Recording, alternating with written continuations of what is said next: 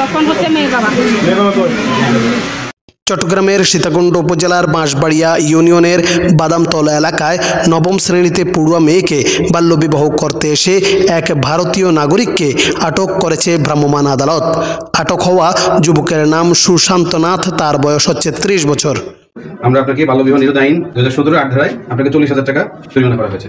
সে কলকাতার নদিয়া জেলার শান্তিপুর থানায় চাঁদরা এলাকার পাতিকান্ত নাথের ছেলে। অপ্রাপ্তবয়স্ক মেয়ের নাম শান্তানাথ, তার বয়স মাত্র 14 বছর।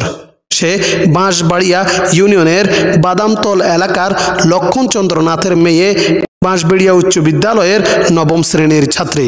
এ ঘটনায় বিয়ের মূল আয়োজনকারী ছেলের মাসি দীপালি বালানাথকে 40,000 টাকা জরিমানা করেছে ভ্রাম্যমাণ আদালত। ভ্রাম্যমাণ আদালত পরিচালনা করেন উপজেলা সহকারী কমিশনার ভূমি ও নির্বাহী ম্যাজিস্ট্রেট আব্দুল্লাহ আল মামুন।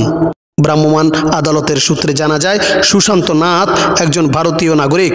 তার খালা দীপালি বালানাথের মাধ্যমে উপজেলার বাঁশবাড়িয়া ইউনিয়নের লক্ষণচন্দ্র নাথের মেয়ে শান্তানাথের সাথে মঙ্গলবার 22 এপ্রিল রাতে বিয়ের আয়োজন চলছিল। গোপন সংবাদের ভিত্তিতে বিষয়টি জেনে যায় উপজেলা প্রশাসক।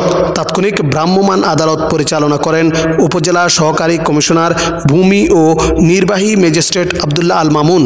অভিযানের বিষয়টি টের পেয়ে মেয়ের বাবা মা ও ছেলের মাসি পালিয়ে যায়। পরে উপজেলা প্রশাসনে হস্তক্ষেপে তারা আসতে বাধ্য হয়। এ সময় বিয়ের মূল পরিকল্পনাকারী ছেলের মাসি দীপালি বালানাথকে 40,000 টাকা জরিমানা করা হয় এবং মেয়ের উপযুক্ত বয়স না হওয়া পর্যন্ত বিয়ের কার্যক্রম স্থগিত রাখার জন্য নির্দেশ দেন।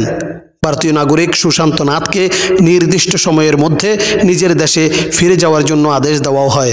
এ ব্যাপারে উপজেলা সহকারী কমিশনার ভূমি ও নির্বাহী ম্যাজিস্ট্রেট আব্দুল্লাহ আল মামুন বলেন, সুশান্ত নাথ একজন ভারতীয় নাগরিক। সে বিয়ের উদ্দেশ্যেই এখানে এসেছিল, কিন্তু মেয়ের দেশীয় আইন অনুযায়ী বিয়ের পর্যাপ্ত বয়স না হওয়ায় বিয়ের কার্যক্রম বন্ধ করে দেওয়া হয়। ছেলেকে নির্দিষ্ট সময়ের মধ্যে তার দেশে চলে যাওয়ার জন্য আদেশ দেওয়া হয়। আমরা আপনাকে বাল্যবিবাহ নিরোধ আইন 2017 8 ধারায় আপনাকে 40,000 টাকা জরিমানা করা হয়েছে। এছাড়াও এই বাল্য বিবাহের মূল পরিকল্পনাকারী মাসি দীপালি বালানাথকে 40,000 টাকা জরিমানা করা হয়।